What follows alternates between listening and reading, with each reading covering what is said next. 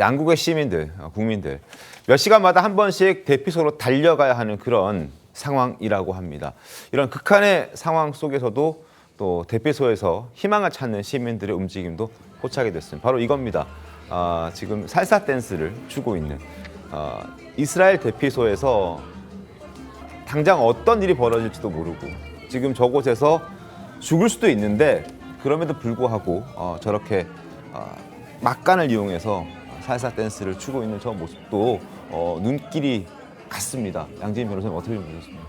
그러니까 정말 어려운 상황이겠죠. 지금 뭐 본인의 집에서 다 떠나와서 네. 또 몇 시간씩, 며칠씩 걸려서 저렇게 대피소로 가서 있는 모습인데 그럼에도 불구하고 저기서 마냥 희망을 잃고 주저앉아서 뭐 신세 한탄만 하고 있을 수는 없는 상황이기 때문에 저렇게 조금이나마 일부 사람들의 경우에는 지금 이 순간을 즐기자라는 이제 생각을 하고 있는 것으로 보이고요. 뭐 트럼프 대통령이든 뭐 굉장히 많은 이제 여러 메시지를 내고 정말 일촉즉발의 상황까지 지금 몰아가고 있는 그런 상황으로 좀 보이는데 네. 그럼에도 불구하고 가장 고통스럽고 실질적으로 생명의 위험을 담보를 하고 저렇게 하루하루를 지내는 사람들은 일반 시민들이 아닐까라는 좀 생각을 해봅니다. 그렇습니다. 그리고 이란 테헤란 도로가 지금 이란을 떠나려는 사람들 때문에 탈출하려는 시민들 때문에 긴 차량 행렬들이 이어지고 있다고 합니다. 바로 저 모습입니다. 우리나라의 뭐 강변북로, 올림픽대로 이런 퇴근길 모습이 아니라 지금 생명을 걸고 당장 머리 위로 미사일이 날아다니고 그다음에 폭탄이 떨어지고 당장 오늘 죽을 수도 있는 그리고 오늘 살았다 하더라도 내일 또 생명의 위협을 느낄 수 있는 상황에서 정말 생명을 걸고 탈출하고자 하는 사람들이 저렇게 긴 차량 행렬들이 이어지고 있는 겁니다. 한밤의 필사적인 탈출. 공영식 교수님, 저 행렬은 당분간 계속 이어지겠죠? 아까 그 방공호에서 이스라엘 주민들은 그래도 희망을 가지고 낙관적인 분위기를 유지하려고 쌀쌀춤을 추는 비디오가 나왔죠. 네. 방공호가 있기 때문에 가능한 장면입니다. 하지만 이란 내에는 저런 방공호도 시설이 없고 또 이스라엘과 같은 다층적 미사일 방어 시스템, 아이언돔이라든지 데이비스링이라든지 이게 없기 때문에 무방비 상태이기 때문에 저런 공포가 더 만연되고 있는 것입니다.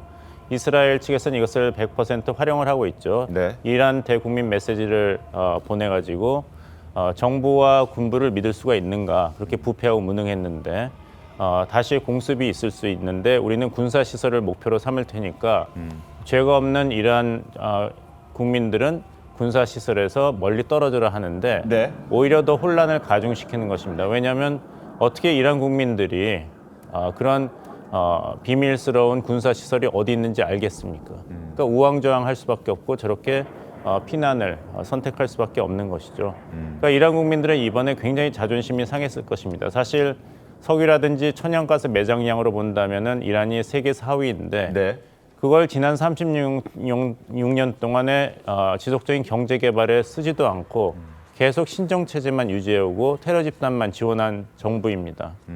이란의 젊은 여성의 석사 학위 취득률이 네. 미국 다음입니다. 그러니까 인력 자원도 대단히 우수한데 그 기회를 잡지 못하는 것이에요. 이 체제에서는. 네. 그러니까 이 사태가 어떻게 봉합이 되더라도 이란 내에 이런 그동안 축적되어 온 정권의 모순들, 불만들이 많겠습니다. 이것이 표출될 수밖에 없고 저 한밤의 필사의 탈출 행렬은 사실 우리나라에도 그대로 적용이 된다고 보시면 되겠습니다. 네. 대한민국의 방공호 시설을 한번 생각해 보시죠. 1994년에 영변 정밀 타격을 클린턴 정부가 계획했을 때 네. 김영삼 정부가 거기 반대했던 것도 북한이 타격을 하면 어떻게 될 것이냐. 네. 인구 밀집, 시설이 밀집된 서울은 무방비 상태다.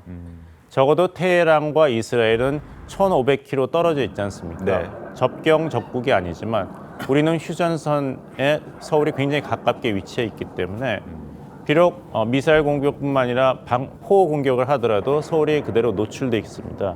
그런 점 때문에 클린턴 행정부도 그런 정밀 타격을 포기한 것이고 네. 오바마 행정부 때도 북한 핵시설에 대해서 군사행동을 한다면 알려진 시설의 80%는 제거할 수 있지만 서울에 대한 막대한 피해가 우려된다 해서 마지막에 오바마 대통령의 그 군사 작전 행동을 너무 위험하다고 포기했습니다. 그렇군요. 이것이 우리가 북한과 앞으로 협상을 할 때 네.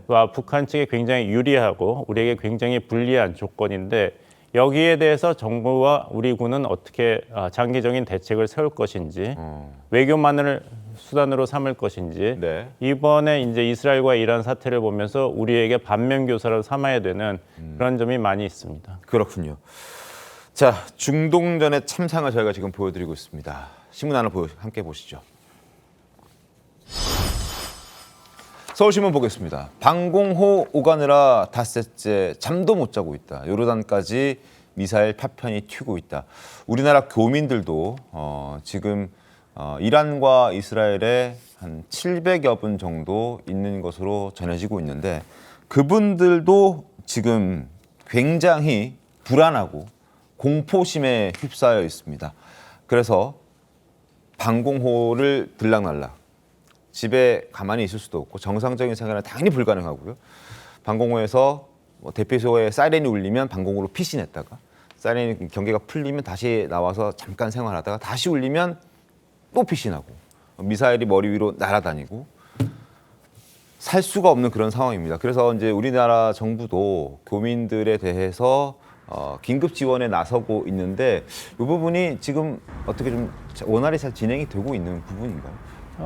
이스라엘 광무도 긴급 지원에 나서고 우리 대사관도 할 수 있는 모든 조치를 취하고 있는 것으로 압니다. 네. 그 여행 경보가 이제 3단계 전 지역에서의 그 여행 권고 금지 권고에서 4단계로 격상이 됐으니까요.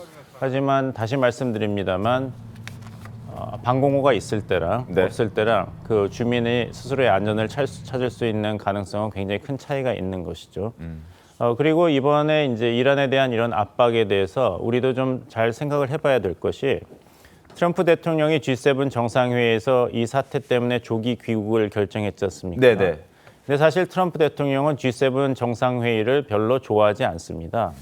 그래서 원래 가고 싶지도 않았지만 갔는데 정상 간의 공동성명에 사인하지 않겠다 이런 입장이었는데 조기 귀국 전에 사인을 하고 갔어요. 왜냐하면은 다른 G7 정상들이 이스라엘의 입장을 두둔하고 이란이 결코 핵을 가져서는 안 된다는 강한 입장을 반영하는 것으로 합의문의 문구를 바꿨거든요. 그러니까 트럼프 대통령이 거기 사인을 하고 간 것입니다.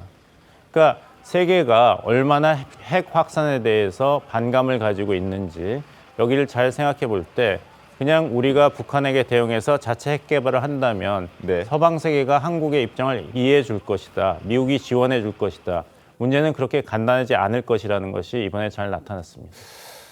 수천 킬로미터 떨어져 있는 곳에서 벌어진 일이지만 우리에게도 시사하는 바가 적진 않군요.